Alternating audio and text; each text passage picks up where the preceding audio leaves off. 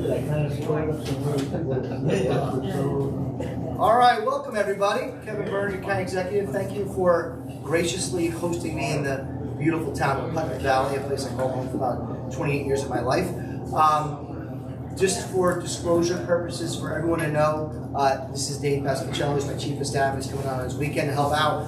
But that camera right there, it's a Mevo. It's not live streaming, but it is recording. And the reason why I start by sharing that is because if you don't want to be on camera, then avoid it, sit somewhere else.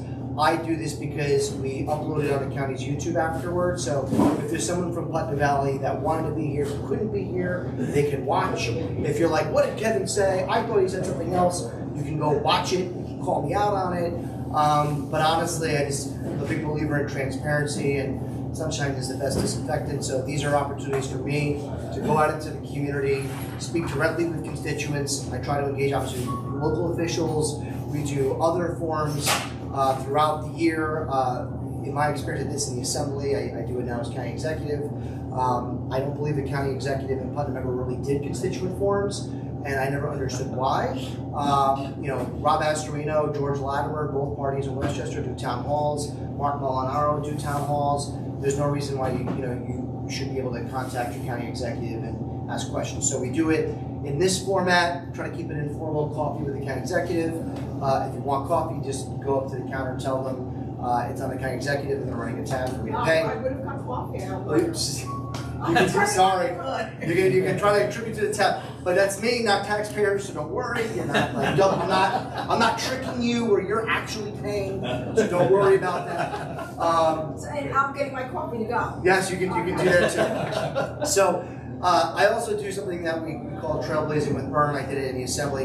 It's my way of doing similar forums at some of our public parks, our local trails, and I do that because it's in the warmer months. And I like to obviously promote healthy living and highlight some of the gems that we have in Putnam County. We have some of the most lovely protected parklands, state parks, and county parks. We have the Empire State Trail that cuts through many of the towns, not so much Putnam Valley, but we do that. And then we've done more traditional town halls. And this past year we did something new where we called it, what was it, Talking in the Library? Talking in the library, yeah. Talking in the library. So we did a series of each of the libraries in every town in Putnam County, and I did that because we partner with our libraries because they're kind of like that utility arm of local government sometimes, where they partner with our senior resources team, sometimes our social services team, to put out resources to the community. So this is really one of 3 different models, and I feel like it's the best one to do in small businesses, promote small business, and do it in the colder months before we close out the year and gear up towards 26. We have done it in a couple different formats where we have like these cards you can fill out and ask questions. I only do that really when there's like a large audience and we're afraid of people like talking over each other. I don't feel like we're gonna have that problem. I feel like everyone here is respectful and kind and gonna sit down. So what I'll ask is I'll do some introductory remarks, and then if you have a question, just raise your hand.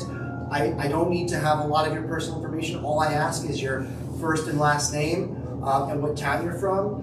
You'd be surprised. Most of you all are probably from Putnam Valley, but once in a while we get folks from other towns. That's fine. That's all I need to know. I don't need to know anything else. And then you can ask your question.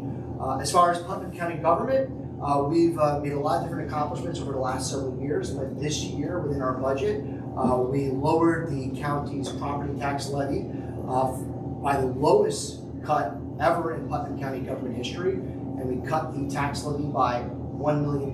So that levy went from 46 million to 45 million. Just I'm rounding those numbers, driving the mill rate, the tax rate, to its lowest level in nearly 20 years. So we went from, when I took office, from $3.12 per thousand to $2.39 per $1,000 of assessed value. So I think that's really important for a couple of reasons. One, when I first ran for office, I ran on trying to make Putnam County and New York more affordable because I felt we were losing a generation of New Yorkers. That means lots of things, and housing's a part of that, but affordability, a lot of it's driven by the cost of living and the tax burden for people who want to make New York their home. And I also looked at, when I came home from college, it was really at the beginning, early stages of that Great Recession. And in 2007 and 2008, Putnam County suffered through some of the highest tax hikes in county history. You're not kidding. It went from like a 19% tax hike to a 27% tax hike, compounded over those years. I mean, it was huge. And in fact, things like that at the county level, town level, school districts are part of the reason why the state then imposed a tax levy cap about 2013-14. So we are now we drove that rate down to pre-recession levels, which is really important to me. So I want Putnam County to be competitive with our neighboring counties. And for many, many years, we were competing at a disadvantage because of our lack of a commercial tax base on sales tax revenue, which benefits the county budget as well. We very much rely on sales tax revenue. We don't have a city like Poughkeepsie or Dutchess County, and we don't have the same commercial tax base that Westchester has. And those also attribute to increased cost for services too. But what's interesting is when the United States Supreme Court, back in 2019, in a suit with Wayfair, decided that states and localities could collect sales tax revenue through online sales. That decision contributed to a tremendous boom in sales tax revenue to the state, but also to the county. Also, inflation, while none of us want inflation, we want it to be at least stagnant to make life more affordable and competitive. The reality is, if you have a consumer-based tax and the price of those consumables go up, sales tax revenue go up, so long as you're not in a recession and consumer behavior doesn't rise. So we're in a really good position. We've tried to prioritize spending where we can, think differently, and centralize services. When I took office, we had an obsolete Department of Highway that we transformed into a Department of Public Works with divisions for engineering, parks, and highway. Very important. I think that's when I talk about professionalizing county government. It's not to make a bunch of career like politicians, it's to deliver services in a professional way, the way you would in any other private sector space. We've also done really important things like centralized services through our Department of General Services, where it now handles purchasing, central services, and IT and GIS. That's really important because we're able to leverage now the full might of the county government's purchasing power. Rather than having the segmented department by department procurement process, we are now able to look more holistically for the county government to get better bids and proposals, which ultimately leads to better contracts to the benefit of taxpayers. And we also obviously partner with our towns and villages wherever we can. We provide a tremendous amount of services that other counties may not provide or don't provide, whether it's through things like our paramedic service, advanced life support services. So if you go to Westchester County and you call 911, you might have a basic life support EMT show up from a local ambulance corps or a paramedic that can show up. But that's not paid for by Westchester County, that's paid for by your local town or your local city or village. In Putnam County, it's a little different. In 1998, Sam would know this, we were the first county in the state to put forward a county-wide advanced life support paramedic service. And I think it works really well. So the county government provides this service where we have a fly car system of paramedics throughout the county, because quite frankly, the population density isn't the same, it varies, and they respond to emergency calls in regions. So it leads to a more efficient system and a less costly system that the county supports. And we pay for that 365, 24/7 preparedness. Because if they're not responding to a call, someone still needs to pay them to sit and be available. So the county does that, most counties don't. On the basic life support is usually covered by the town through your ambulance corps, but that higher level service is by the county. We're expanding that with community paramedicine with a pilot program this year, so we're the first county to do that countywide in the state. Very excited about that. And there's a lot of other services that we're providing. I think on tax relief, that's probably the biggest thing is, I talked about the 26 budget, lowering that levy, lowering that rate. Another important thing is I extended the sales tax exemption on clothing and footwear under $110. So I'm a big believer in consumption-based taxation because you as the consumer have more control. You want to buy a very expensive car, for example, a Lamborghini, guess what? Your contribution through sales tax is going to be higher than buying a Hyundai. So you have control, right? But at the same time, sales tax is a more regressive tax for those essential household items that every human being needs to live in society. So a sales tax exemption that eliminates sales tax on clothing and footwear under $110 is a way of providing tax relief in a more sustainable way.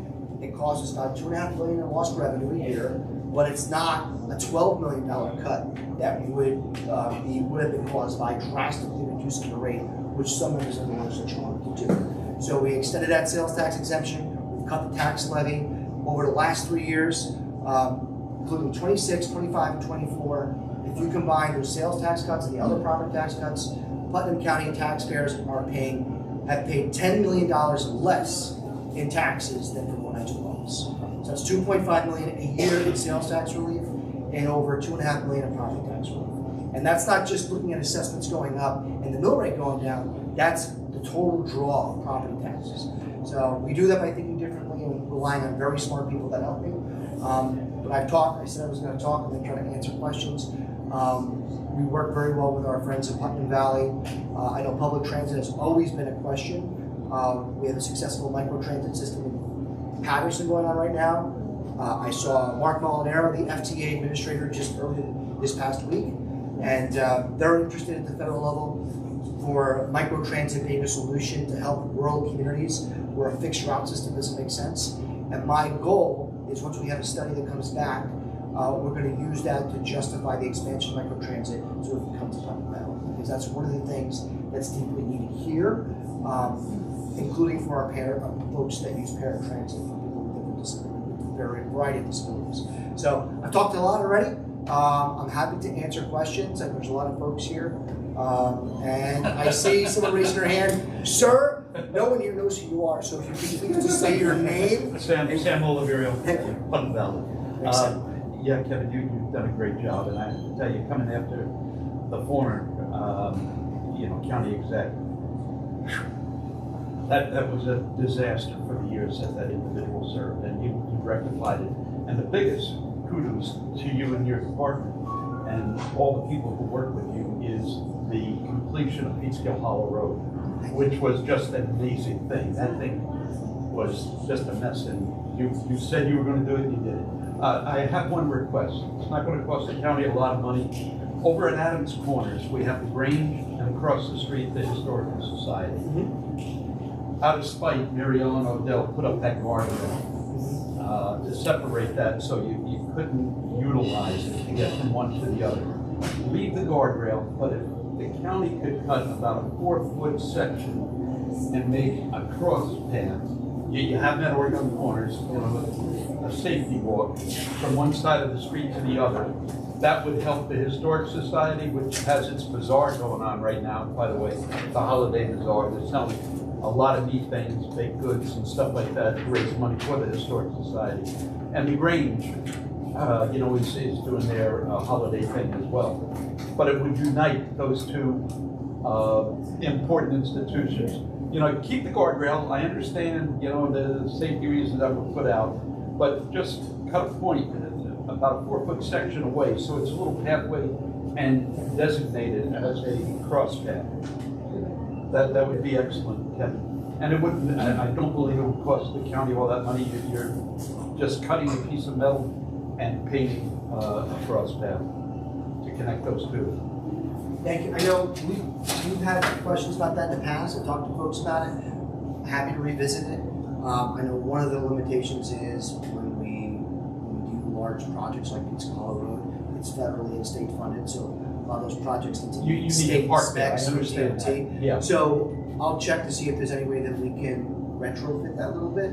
I'm very familiar with both buildings, so I know exactly what you're talking about. Yeah. And I'm glad you thank you for bringing up Peekskill Hollow Road. It's one of those things in government, you do something, you say we're going to do it, got done, and then people are like, it's in the rearview mirror, and everyone forgets about it. And Every time I drive it, I thank you guys. I appreciate that, because we even talked about, a lot of times you do a large scale project that's $15 million project, you do like a ribbon cutting or something, and I'm like, I don't feel comfortable doing that, because the amount of hardship that this community went through, I feel like that would just be kind of salt.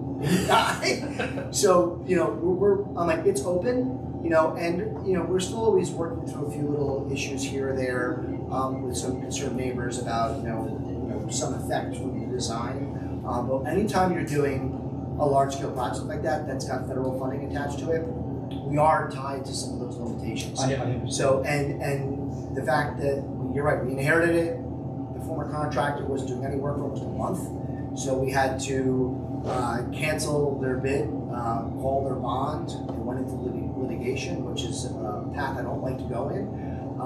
We tried to work with them, but I think there was just a number of limitations, and some of it I think was tied to my predecessor's decisions and the former highway commissioner at the time. Yeah, definitely. And the highway commissioner is fighting with the county attorney. And it was a very bad environment all around. So we had to do a hard reset and do a new RFP, or new bid, to meet the federal guidelines, the state guidelines. We did that. ELQ, I think, did a remarkable job. Highly reputable company. They did part of 52 in Carmel as well. So we knew, we already had a working relationship with them. And I thought they did a remarkable job. So thank you for bringing that up. And I wrote, that's why I was wrapping that this right now. I think the state would allow it because it can always be reverted back to state usage. But in the meantime, like right now, it's tough to cross from the Grange to the Historic Society, and they're right next door to each other because you have to go around this huge guardrail. A little path was just set there. That's it, and you can close it up if the state needed to use it again. Yeah. Just a suggestion. Thank you. And another thing too that we have is the Traffic Safety Advisory Board that we're familiar with, where we can, a lot of times we'll take an idea, we'll share it with them, because that's where the local highway superintendents, the state DOT reps, all have a voice. So if they're going to push back on something for some reason, it gives us that opportunity to kind of shop some of these ideas before we hit the go button and implement it. I think there's a lot of merit in the request. So Thank you, Kevin. I'm sure there's other questions here, so don't be bashful. Patty Villanova, Pleasant Valley. Thank you so much, Kevin, for all you've done, and thanks for coming today. I actually have two questions. Here's the first one. The county and the town really want to encourage new businesses to come here, right? Mm-hmm. Especially too, we're seeing it a lot in Putt Valley, where you've been talking about changing zoning and all of that. My question, and I know that there's a lot of different agencies in the county that maybe are oriented towards business. I love this deli, Lakeview Deli. I love our Putt Valley Market and Ossie Deli. But is there any programs out there, say for an existing business like Lakeside here, which is just, getting back, that would help out. Like I know in Putnam Valley Market, he just had another crazy thing happen. Another person drove through the front window.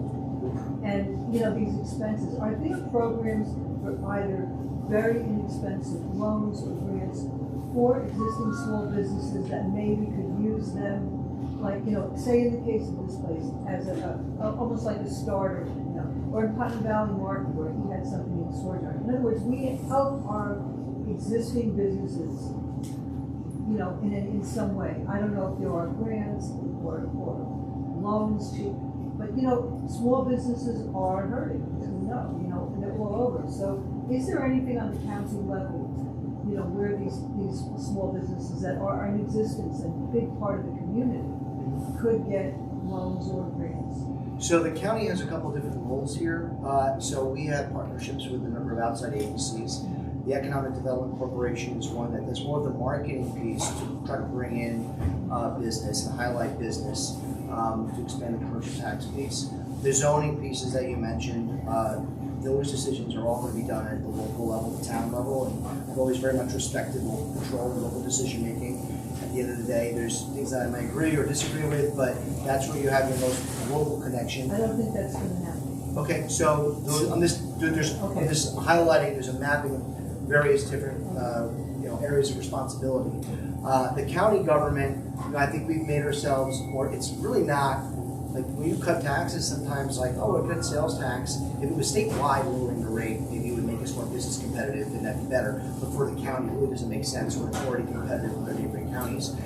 our sales tax exemption really was more, it helps business, sure, if you're selling those items, where they have an online marketplace and people are buying, but really that's about tax relief for the consumer. So that's not really the targeted relief answer. We do work with other organizations like SCORE, right? And SCORE is an organization that partners with organizations or agencies at the federal level, like the Small Business Administration. And I have experience I work with Dana in Congress and others. We have a great relationship with our state legislators, our federal reps, at least I do with Congressman Waller. The Small Business Administration sometimes provides loans and support on that front. But in my vein, where I am as county executive, one of the biggest responsibilities I think I have to support local business and residents is through infrastructure. When people look for a place to set up shop, or they're going to look for a place to move, they look at a few things. They look at the tax climate, right? They're going to look at education. They're also going to look at infrastructure. They're going to look at public health. But the condition of our roads, the condition of our culverts, our bridges, sidewalks, if they make sense, all that takes place and can support small business too. And that's one of the things that I'm very prideful on. You know, our charter requires the county, and the charter is basically our governing document for county government. And for those that don't know, it's kind of like our little constitution for Putnam County. And it requires that we have a 6-year capital plan. But if you go back in time and look at prior administrations, I don't think they really followed a 6-year model. It would come up every year, and then they would basically front load all their new projects in year 1, and then year 2 to 6 was kind of like barely looked at. So we very much changed that approach, and we have a concrete 6-year plan. We've drastically driven down our borrowing because we have a healthy fund balance, which allows me to responsibly cut taxes, but also it allows me to fund all these important capital projects without borrowing. So that's huge. If we continue our practice of not borrowing in 2026, we will reduce our long-term debt by 57% just inside of 3 years. That is tremendous. And by the end of this year, because we finished the Ludingtonville Bridge, we finished other bridges in Putnam Valley, Putnam County is one of the only counties that we know of recorded that has 0 red flag bridges. So I think that's important when we highlight businesses large and small. And on a side note, when I was in the assembly, I was recognized as the guardian of small business by the NFIB, the voice of small business. That was for other reasons. Yes, miss. I was here late, so I don't know exactly what he's covered so far. Miss, your name, miss? Pam. Pam. Nice to meet you, Pam. Nice to meet you. Sewer and water, Lake Peekskill, this lake. We've been spending a lot of money to try to fix this lake, and it doesn't seem that anything's working. I think that somebody, and I would volunteer to do this, look into finding out about bringing the sewer line up Enloe, up Marcy, and right around Lake Drive. When condominiums are built, they do phase 1, phase 2, phase 3. That's the way we should start to think about bringing water and sewer into this town. I believe, I was on the fire department for 31 years. We truck our water because we don't have fire hydrants. Maybe we could get a grant to put water in to have fire hydrants for the fire department. Maybe we could get some money there. There's supposed to be a lot of money for clean water. We should be able to get that because a lot of the wells in Lake Peekskill are contaminated. And I think that it used to be that you had to go down 4 feet, and that was a big problem why they couldn't bring sewers here because we have so much rock. I think in today's technology, there's probably something that you don't have to go down 4 feet. They probably have some kind of insulated pipes that we would be able to do it cheaper. There's 2 obstacles that I see to begin with. One is we only have 6-inch pipe up to the library and 6-inch pipe up to Enloe. We need 8-inch, so that would have to be changed. The second thing is, where does the waste go? So that would have to be looked into because apparently all the places that take waste are already full. But I'd be willing to volunteer to start to do something, to look into this, to see what it would cost and if we could do it. So, I'm not sure, just the question in general about opportunities for sewer water. Most of those decisions are going to be driven at that local level, whether it's a special district or a sewer district that the town and the community needs to be supportive of. you know, we have lots of lake communities across the county that are similarly situated. I just coming to mind because I was a Putnam Valley kid, but I was in the Carmel schools because I was like near that Kent line. A lot of friends that I grew up with live in Lake Carmel. That's another one that has a lot of issues, and it's those, you know, summer home bungalows that then became year-round, full-time living quarters for folks. So you have a lot of these similar issues across the county. The state, from my prior role when I was a state legislator, I know we all voted for it because it was a voter-approved bond. I think that's what you're referring to. It's like $500 million in the Clean Water Infrastructure Bond Act. So when the state does something like that, they propose it, passes the state legislature in the budget process, but also has to be voted for by referendum and voter approved. And it has been. Unfortunately, accessing that funding from the state has always been somewhat of a challenge, whether it's through the Environmental Facilities Corporation at the state or DEC at the state. There are programs for like septic replacement, but the challenge that we've had, and the county has been supportive, it's sometimes like when a town is trying to compete for funding at the state or federal level, because that's where they're going to have, you know, to do a large-scale sewer program, it's going to require a lot of funds and commitment from the local community, and likely some degree of federal or state support to get it done across the finish line. You're not going to have like the whole town to be able to pony up that degree of funds. Usually it's somewhat cost prohibitive, so you need that support. And what I would say is, those are the septic replacement program. The health department has been helpful in that it's tied to the watershed. I believe usually it's tied to New York City's watershed, where we have been able to assist some localities that are eligible to get septic replacement. It's not sewer. The problem is that homeowners still need to pony up money. It's a shared cost, and you'd be surprised at how many people don't participate. So, and then it becomes like a self-fulfilling prophecy where people don't participate in the program, so they don't expand the program, and that is just anecdotally some of the challenges that we've seen. But if the town is ever going to reach out and like try to find a way, we're looking help from the county to advocate. You know, The first problem is you need someone to find out, to do some investigation to see if it's possible to not have to dig down 4 feet, if there is materials that you could use to do it, and how much it would cost. After you have some information on that, then you can make an educated decision whether you want to move forward or not. No one's doing that. All they're doing is putting money into the lake that's not working. They put $158,000 for 3 years, and now they're doing something else. I don't know what this thing is now that's there. They just keep pouring money into it. That's not. I know they tried. There's at least for the quality of the lakes, just general lake communities. I remember Lake Mohegan had they experimented with chemical solutions. Allen was one of them. Some have tried bubblers and different things. So, I mean, it's not a challenge that's unique just to this community. I know. I was on the Lake Osceola Advisory Committee. I was on the Lake Peaceful Committee. I know all the stuff, beautification. Somebody needs to find out what it's going to cost, if you can do it, if you don't have to go down 4 feet.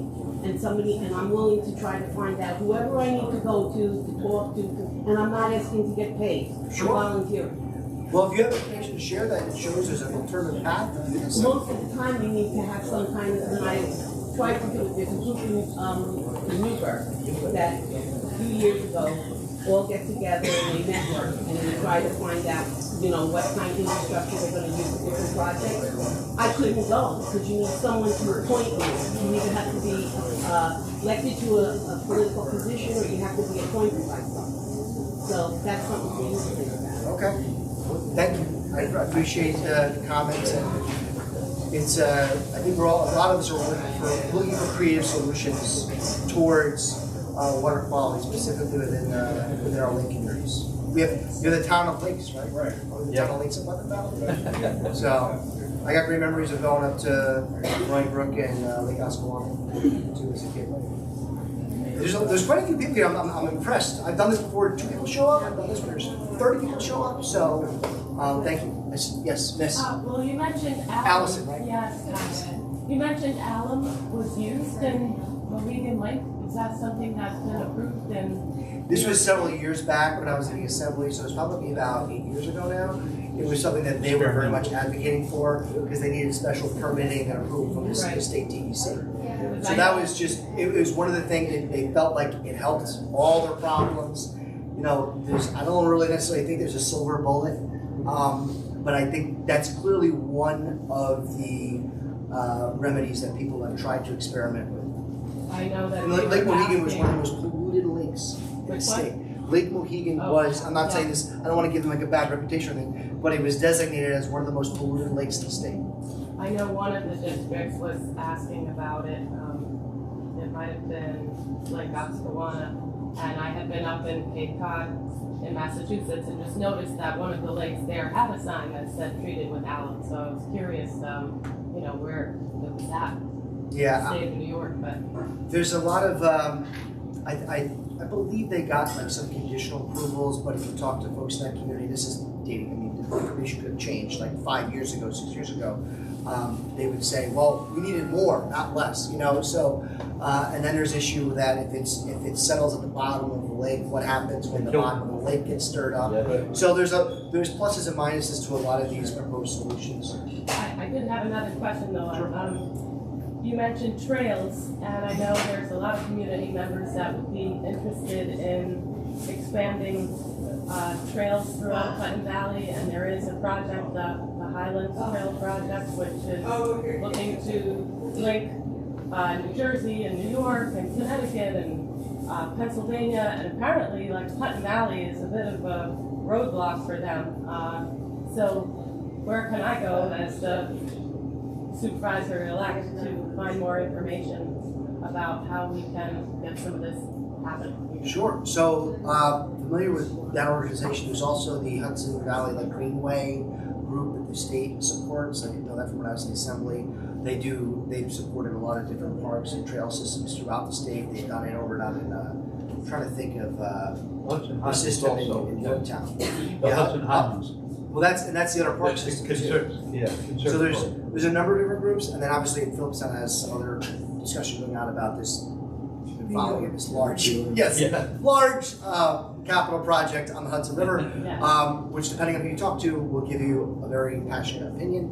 But we also, I remember when I was in the assembly, we worked with the state too to try to help connect at least access to protected public spaces, and the land trust is a big partner too. So we worked with the Putnam County Land Trust, where I believe the county protected land, I think, provided a portion, the state provided a portion, which I believe it abuts to Granite Mountain, not too far. So, and then there's we have the Boy Scout camp too, that's a separate camp. So we have lots of protected spaces. I think that the challenge really is, you know, just geography in this town it's mountainous. So I'm not sure where else they would have, what other like location they're looking to connect. But happy to work with them. We do have county trail systems too. There's county protected spaces, and then we have the Appalachian Trail. I mean, I know for a fact that I did it as a kid.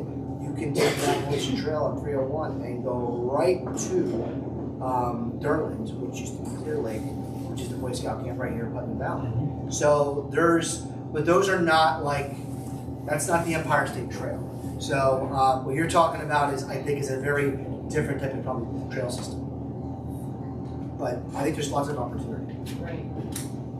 And I also remind folks too, Fawnstock State Park, Yeah. Sam knows this, love Fawnstock State Park, I worked there in the summers when I was a college student. Pelton Pond, Putnam Valley. So 301 divides that park, so Pelton Pond is in Putnam Valley, Canopus Lake Beach, that's in Kent. So, but if you want to walk around Pelton Pond, you're in Putnam Valley.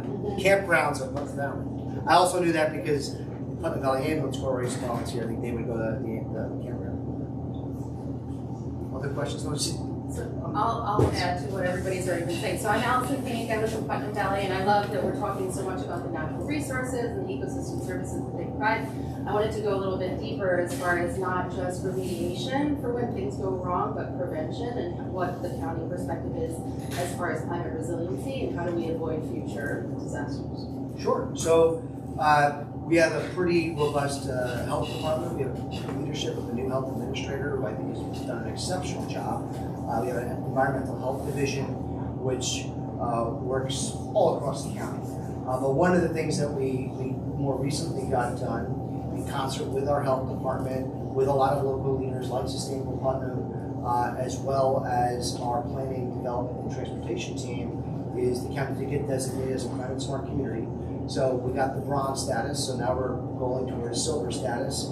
I think some people might want to kind of misrepresent what that is. It's really us doing our due diligence with planning and being good fiscal stewards and environmental stewards of the community. So we do have solar panels on top of the county office building. We have solar panels on a number of our county facilities.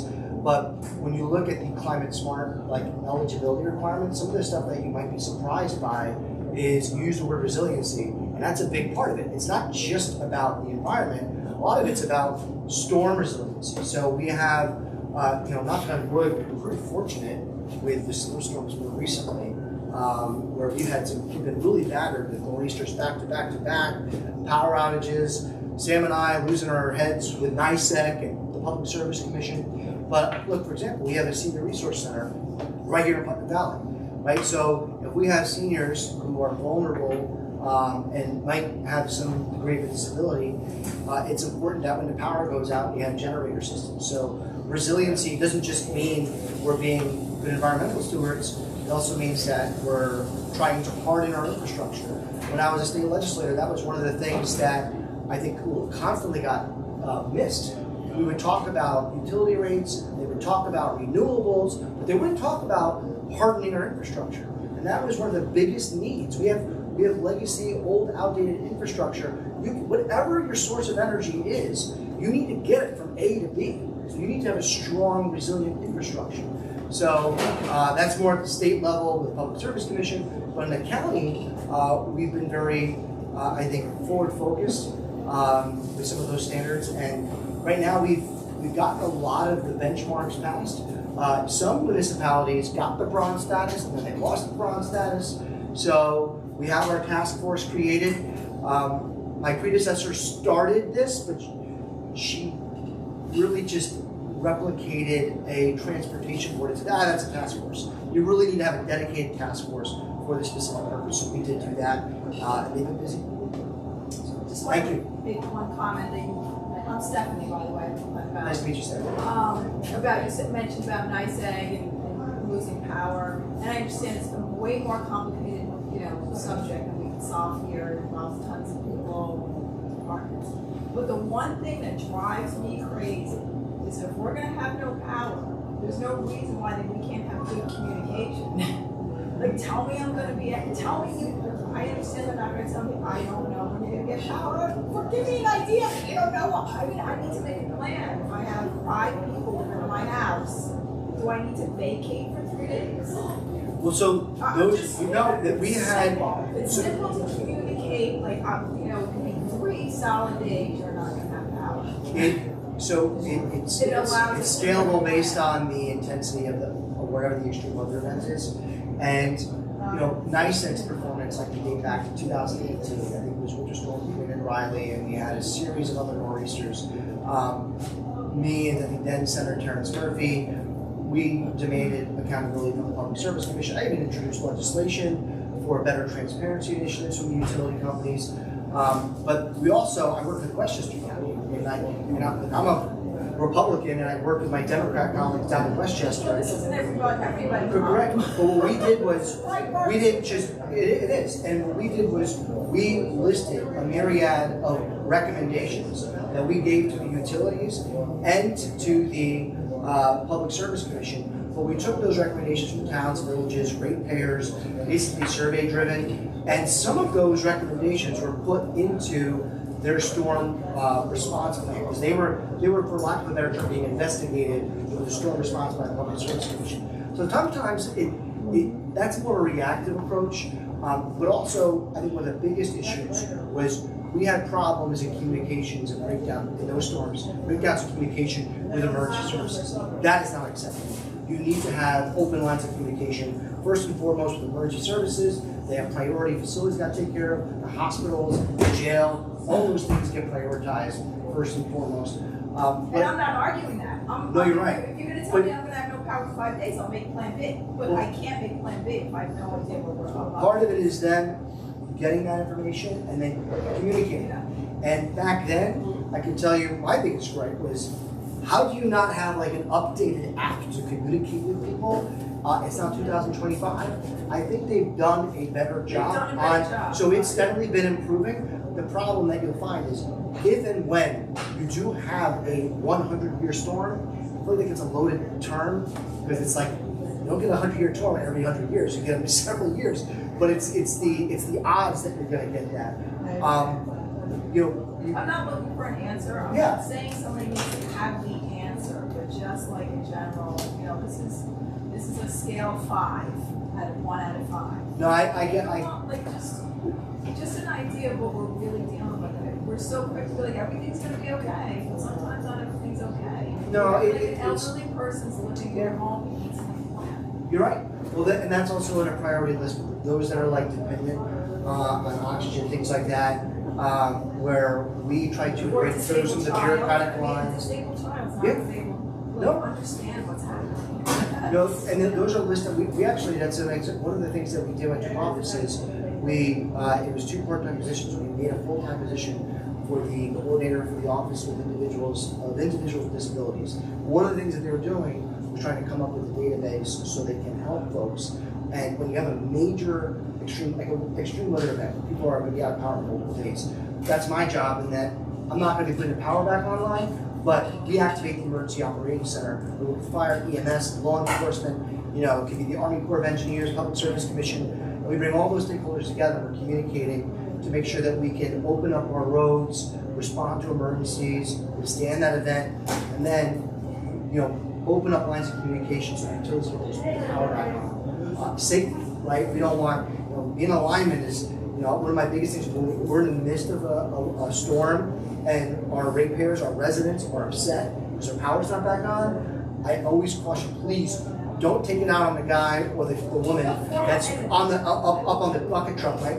My father was a lineman for 45 years, and like it's one of the most dangerous jobs. But the management has to communicate. Communicating, I agree. I don't want somebody dying just to put my electric on. But I want something like for 2 days. Because you're focused on it. I appreciate your comments more than you realize, because that's a very practical request. It's a pragmatic request.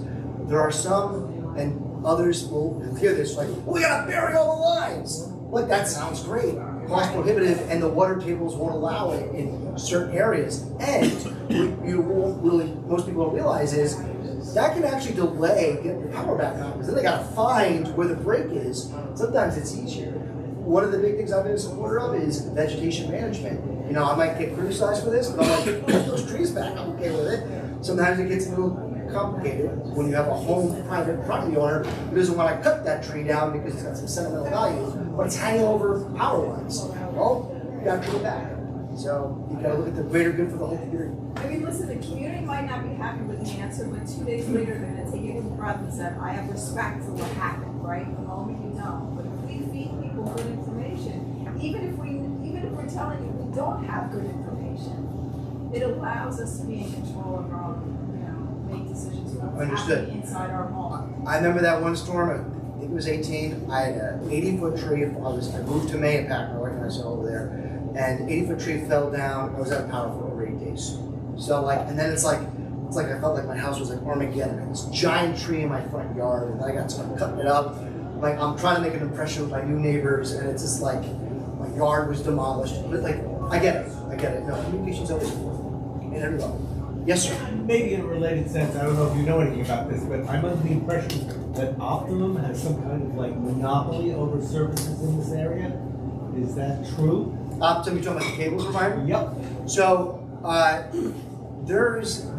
all these utilities are largely regulated by the state.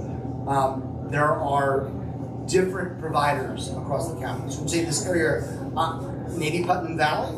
I live in an area where I'm kind of fortunate. I'm one of the few areas where Verizon is there, but so is Comcast. Right. So I actually have a choice. Right. But a lot don't. But I will just, my one word caution is the grass is always greener on the other side. You talk to Southeast, they're going to say, I want X, and they don't, they want Verizon, and why can't we have Verizon?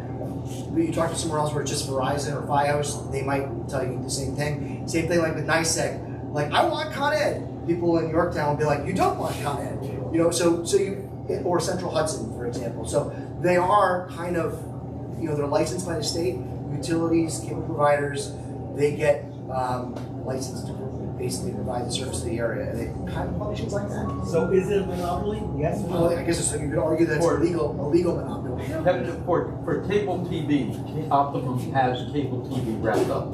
But, Meaning it's a monopoly. well, for cable, but streaming, you can get Verizon now. They have branched out almost throughout the town for streaming. Good, so I didn't know that. The difference. But you still Cable, use Optum streaming. for internet? Well, I do. I've Yeah. had it for years. So utilities are somewhat of a legalized monopoly. People, limited options. But the problem with that is not, be careful what you wish for, the problem is now, as the consumer, we can't go off cable and say you're charging me too much, or Right. say it's Oh, goes around. No, I too get it. bad, I get because it. you don't have a choice. I know, I completely get that. All I'm just saying is, if when you get that choice, I don't know if that's it's their, I know it. I'd like to have that choice too. Now I do use Verizon, but I get that. And that's, it's a common, it's Consumer a, loses power, we lose control over where we can spend our money. It's a- And it gets a little annoying. that's a common point of frustration with folks across the state. So the answer is that the state has set up the system whereby Optimum is the Yeah, provider. license, yeah, and part of it is the private industry needs to want to come into that space. They have their own modeling for their business to be like, it doesn't make sense for us to expand in this area, so they have to want to do that too. But the question is there a contract that ends at some point where it's open for Optimum? Is that? I wouldn't have that answer, I'm sorry, not with the Sam, county. you know? Sam, I know. The contract I signed in 2017 lasted, I think 10 years, it was a 10-year contract at the So it's time. up in 27? 27, it should be renewed. And again, you can get streaming from Verizon or from Optimum, but cable is strictly Optimum. When they go to contract, it depends if anybody else wants to bid on the cable. And there's two different things. Cable, it's cable, and then streaming, Yeah, no, I get it. it's internet. Thank you. So, other questions? I know there's a lot of folks in the back, I don't know if they're here for this or other things. Yes, miss, what's your name is? Maya Gilliel. Maya, pleasure to meet you, Yes. Maya. Same. We actually met. You came down to my salon. I own an image salon down. Oh, nice, yes. So I was wondering, on a county level, what you could do, A, to help my small business, and I feel that the Four Corners, even though we put in a small sidewalk area, it still needs to be fixed up. A lot of people don't want to come into town and come that way and pass by my business or pass by the deli or pass by Conscious Ingredients because of the way it's still is. I mean, us as small businesses, we can only do so much. The aesthetics of it is still, you have buildings that look like they're falling apart. So earlier Patty asked me a similar question about small business. We talked about what the county does to support. There's a couple different outside agency partnerships that we have, like economic development. We've worked with groups like SCORE in the past. The Small Business Administration at the federal level has more like those loan opportunities, things like that. But one of the more direct things that I do as the executive is in my budget process, right? So I can, tax relief, commercial properties pay taxes to, whether it's to rent as a tenant or directly as a property owner. We've done that. We've driven down our tax levy and the tax rate. Levy's got the biggest cut in county history, $1 million cut. The rate's down to its lowest level in nearly 20 years. But the other big thing is infrastructure investment to support all property owners, all residents, but that certainly supports our business community too. So I would highlight Big Scholar Road. I know it was very painful for a lot of folks, but it's now largely done. Having the sidewalks there is important. I know if you're talking about like quasi-zombie homes or properties, that becomes a little more difficult if the property owner isn't gonna sell or Well, fix we them have up. that yellow building that's right there on the corner. That was I think I know which one you're talking about. Is Yeah, that- we have that. That is. But I'm not sure that's the property owner or if that's a zoning issue. What I can say is, yeah, so yeah, I thought so. I was gonna say that, but I thought so. Jackie hasn't shared that with me before, just wanted to try to get some for development. But look, you gotta do something that shows people it's worth the investment. So I'd like to think, completing a $15+ million project, putting in sidewalks helps, certain, in my experience, wins help breed more wins. So if you have successes, helps create more successes. So this project's now completed, right? That project's done. We also entered into an agreement with the town to provide access to what is a county property, that old sheriff's substation, so they can help demo that, make that into municipal parking. So all those things that help strengthen the appearance and the infrastructure of Oregon Corners. I mean, it's been a topic that we've been talking about my entire life, 41 in a week. So like 41, talking about with the George's gas station, and I remember when the Alpine Inn, down where I grew up off Seaford Lane, so there was a gas station right at the bottom of the hill. Like, I remember all those things. So this isn't like what we are. If you look at Oregon Corners now, compared to where it was like 15, 20 years ago, I think it's a big improvement, but that doesn't mean that we stop doing things. Like, we always strive to do better. And I'd like to think that there's some opportunity with that old sheriff substation near the post office to kind of complement the greater, Hamlet feel, if you will. Well, it's something, a lot of it could be more towards the aesthetics. Like, even at one point they were talking about putting in lights, like the nice lantern-ish looking lights. That would definitely feel more welcoming. We need something else to make the town feel more welcoming, just so they can come in. At one point they were even talking about putting in maybe a little footbridge going from the blue building across the street. Because now we have a pizza place, you have myself, you have a dog groomer, kind of connecting the entire town together, because we should all work together. So if you have a piece of county property, the town was going to apply, like that's, sometimes there's opportunities for, to fund something like that through economic development funds with the state. It's kind of like the best path. Unfortunately, in my experience, the state EDC and Empire State Development, there are areas sometimes gets lean tested out of consideration for some of these grant opportunities. And if you do get it, you still need to pony up a local share. But that might be something that we can always consider. It doesn't stop us from competing and applying. We've done that numerous times before. Because if you're not going to at least try, then you've predetermined that the answer is no. So we do try, but unfortunately, depending on what the project is, some of the issue is I think it was Pamela's point.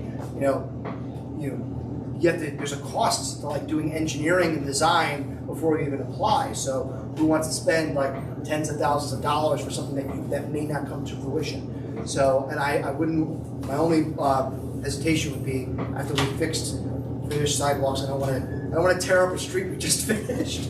So, but if there's a way to complement it further with minimal disruption, I certainly be open to that. So the sheriff station's gonna get knocked down? The old sheriff Yeah. is one that we had. And then, so how much parking would be there? I don't have that up. That was a town-led And initiative. that's what you're gonna do, just park? It was for them to do anything with it. We're not using that building. We haven't been using that building for a while. My predecessor had an early conceptual idea. I actually got to get the grant funding from the state, a Crest grant. But it was the sheriff's substation. They're going to do something with the Women's Resource Center for whatever reason that fell through. But it's a county property that we are essentially giving to the town, and then it's a local-led decision. So I don't know how much the parking space is offhand. Jackie Nobby's here too. I don't know if you know me either, Jackie. Thanks for being here, Supervisor. But it's the transfer of the property, so it's an opportunity. I wouldn't want the county government to be part of the obstacle. I was just asking, yeah. Right now, sitting in there, I don't think that we're helping. It's just, the building is just doing nothing. So we're trying to empower them. And I think the George's, that property, it looks beautiful. They do the Christmas tree event there on the corner. It certainly has enhanced from my recollection 20 years ago. Yeah, well, guess what, 41, Yeah, 58, so. Okay. I remember when there was arcade there. sure. It's a lot of the stores have changed too. I mean, Spruce Hill, O'Connor's, that place. I mean, I liked Watson. I have nothing against Pancho and Gringos. I mean, it's nice too. I like that too.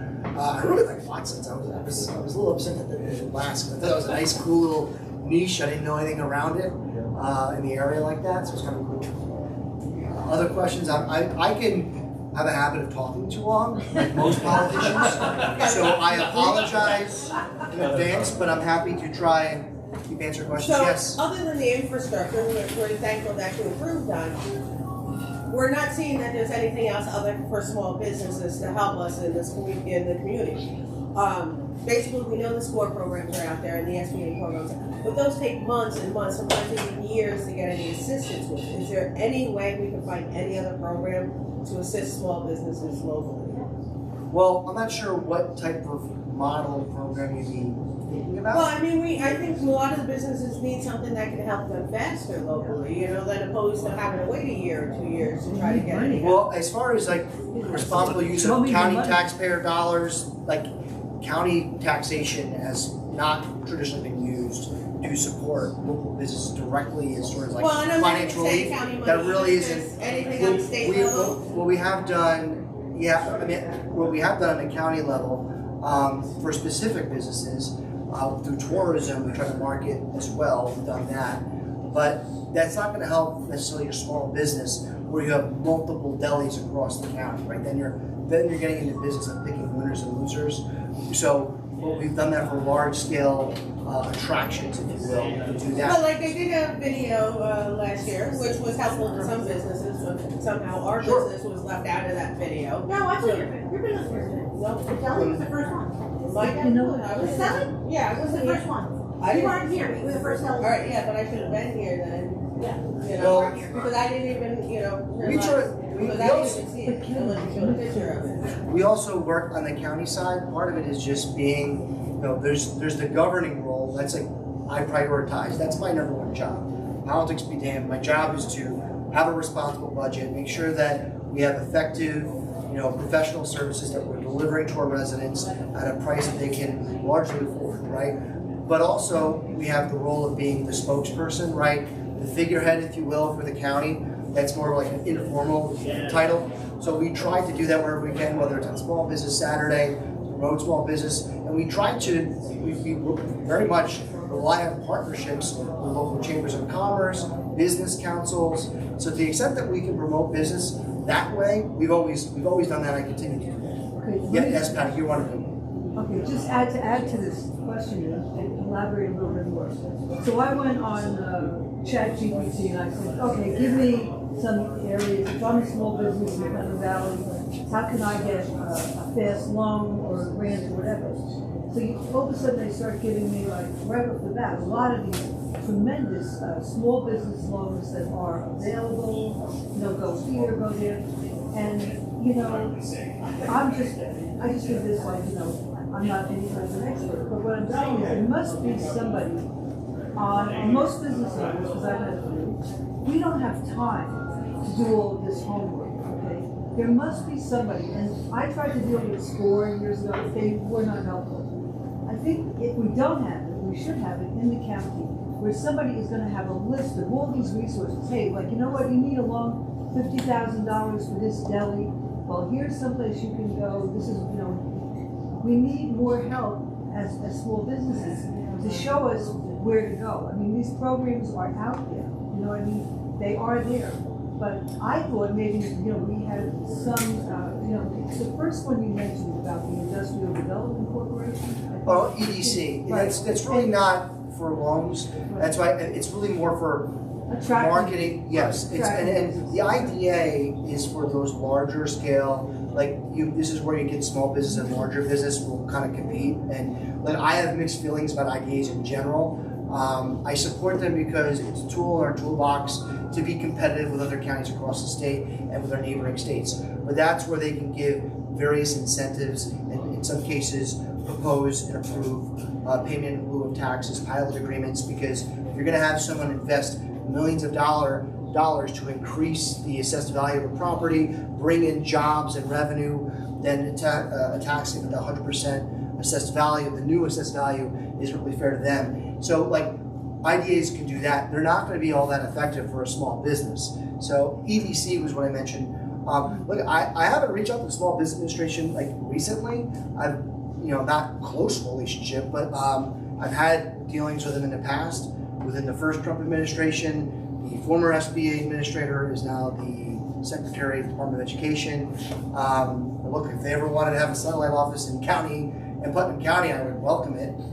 That would be like a very simple, easy solution, but it would require, some desire on their part to do it. It might be worth me writing a letter to Congressman Lawler to see if we can do that. That would be even better. That's a good idea. Yeah. I mean, that's a simple, and we don't have a lot of those large-scale businesses. Some folks kind of like poke fun at that. We are very much like Bedroom as a county. Small business is like the backbone for this area. We have some larger businesses, but like the hospital has always been one of our largest businesses. Acendico is quickly becoming the largest private sector business. We have other mid-sized large businesses with like 50 to 100 employees. Well, we are not Westchester, and it is much more of a small business. But these are precisely, it's like this place too, I'm sure, just like the businesses that we want to encourage here, these are people that could use, you know what I'm saying? Like, they could use like, $50,000 to $100,000. Like, it's really a micro grant or a micro loan. And I'm just thinking, is there any agency already on the county level that could help, expedite, make their lives easier? Because when you have a small business, you don't have time to do all of this research. You know what I mean? You really want somebody. An ombudsman type of position? Like an ombudsman type of position? Sort of. Someone to be a liaison to support. Yeah, I mean, get money. The bottom line is small businesses are always struggling and they need easy money. And there is a lot of money out there. So employ about 70% of the American workforce. What? Employ about 70% of the American workforce. Right. So, and FIB staff. And it's tough. The deli business is tough. I see what Nino goes through out there at the down and here, one of my favorite delis. That's good. I just wrote down the SBA piece, and maybe there's some other relationships Maybe I'll that we send can you. better I'll highlight send you an too. email with my research. And Okay. Talk about it. Sure. I also have business cards here too, so like, please don't feel like you have to wait to engage with me or the office for one of these things. I just do this because, quite frankly, if you don't, like, you kind of just lose out of touch. It's good for me. It's useful for me. It's how I kind of stay in touch with folks. In addition to knocking on doors and everything else, but you don't have to wait for me to go to your town to call or email our office. If there's something that is pressing or something that you have a question on, you can reach out. You do house calls? House calls. A little hard to do that these days. Community paramedicine will help you do that when that's going to be starting. That's pretty impressive. I will say this too. We're always striving to do better. I don't pretend to be like the best or perfect at all things. I think no one is. But when we took office, we had this outdated garbage website that you couldn't even use. It was cluttered with billboard ads, the golf course, Tilly Foster Farm, and all these things. And if you wanted to find out who the department commissioner was for social services, you would have no idea. If you wanted to find out who was in charge of highways, you would have no idea. One of the first things we did was we updated the entire digital platform. We talk about infrastructure. I also highlight digital infrastructure.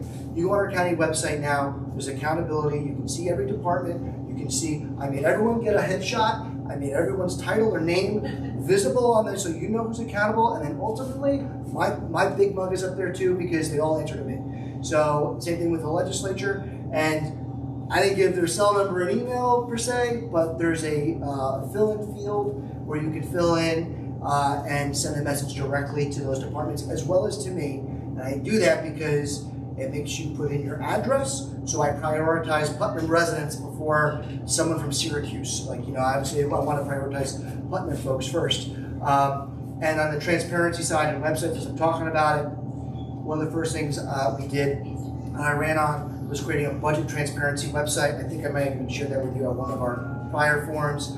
I encourage you to check it out.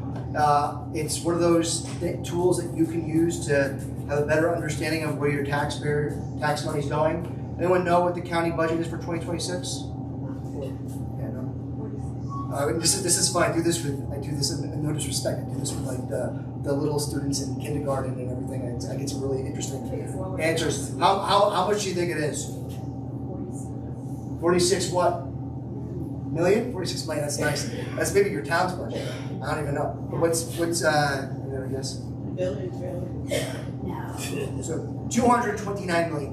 Yeah. So there's a couple of outliers in that budget number that I will highlight because you can see like it surges up. Part of it is we're using cash to pay for projects instead of borrowing. So if I could easily save like another $8 million if I was just gonna borrow, and then you would see basically that down payment cost, and then the other cost would be protracted over 30 years. So that skews it up a little bit. We're paying off nearly $5 million of the long-term debt associated with the golf course. I'm doing that to get that thing in the rearview mirror.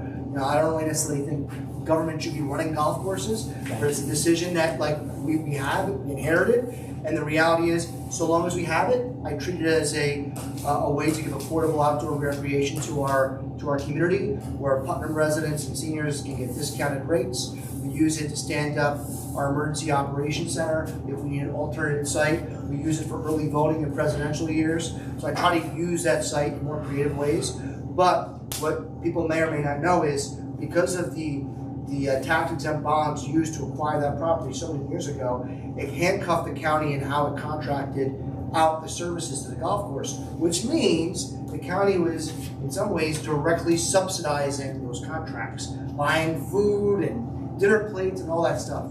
By paying off that debt, we can get a clean, clear, more commercial-style lease contract where their money is theirs, ours is ours, and it's a much cleaner system for us. And it's one of the recommendations we came away with after I asked, again, a Republican, I asked the Democratic State Comptroller, Tom DiNapoli, to come in and do a risk assessment of the county's finances. It was one of the first things I did. It led to an audit of the golf course.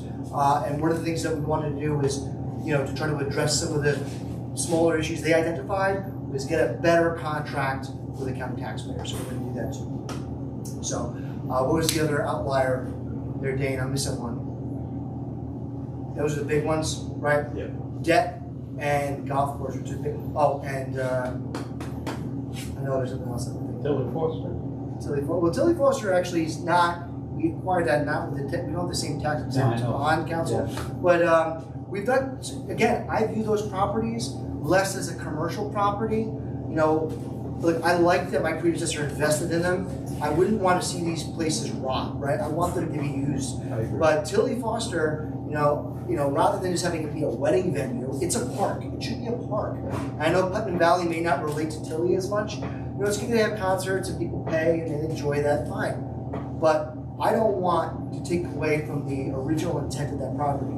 We have the BOCES culinary program downstairs, which is awesome for children at every ability. Most folks don't even know that exists. That's downstairs under Tilly's table. It's awesome. I helped get them a state grant when I was in the assembly to support building Cornell Cooperative's new home. Right. So Cornell Cooperative extension of a place at Tilly Foster, which is awesome, making it truly a place for early learning. And we completely renovated one of the buildings there that was a great little candle shop. It's nice, but they moved out, we renovated it, and now it's a home for a youth bureau. So now you're seeing truly more of an educational institute. They would call it that, but it was like an entertainment type of venue. No, you're definitely doing good things So with that. we're trying to make it useful, right? And that BOCES culinary program's amazing. I've been to all those It lunches. is. And why was it canceled this year? I don't know why it was canceled this year. Don't know. Because I usually go to it every year. Don't know. It's very good. Yeah, no, I've been there many Very good times. job. I have to go back and. And there's a lot of students from Putnam Valley that are involved in that program. Yeah, they do really, really good work. On that, what I'll do is I'm just going to wrap this up. Thank you for being here. Thank you. Yes, sir, we have no more questions, so thank you. I'm Ron Kopaczynski. Don't take any of this personally because I'm straight to the point and no bullshit about me about everything. So I think there's a lot of circles talk today about certain things like our trails our small businesses, for instance, to keep this place going and to keep this open for the community, which I spent a god amount of hours here to do so. I think people are asking about these loans and stuff because some of these people know, like, I need an extra $25,000 to keep this place going and running for the community. But besides that, the thing about the trails and stuff, I grew up here. I was a lifeguard at this lake for years. Everything I try to do for the community, despite what anybody might think or say. There's trails all the way from Hollowbrook down here, from the bridge pretty much, around the lake, or around Putnam Valley, up through the backside of that lead, all the way to Fawnstock, everything, that all could be, if marked and utilized, could be used and mapped for, I don't know how many different reasons. And I mean, if they were marked and routed and just simple trees cut down for parking spots, so they were marked and mapped, that it would promote people to come and use these trails. On the small business stuff, putting more signs to just slow people down, because we need a stop sign right here in front of the post office going this way, because I have it on camera all day long that people like to blow this, like somebody's going to get killed right here. I stand out there and I scream at them. I'm not going to lie, I scream at people all the time to slow down. It's like Peekskill. And mentioned the lake. I've been in that lake from top to bottom. Like I said, I've scuba dived in that lake. Part of the problem I know is the lake doesn't get enough water anymore. It doesn't flow like it used to. Because there's from the top of this mountain, there's ponds and a bog at the top of this mountain that used to always have water and flow down into the lake. Junior Pond used to flow down this way. The pond up on Pleasant Road, and there's a bog above it on Narden Road that used to all flow down into the lake, which caused this lake to flow constantly under the bridge here into the Hollowbrook, and none of it does that anymore.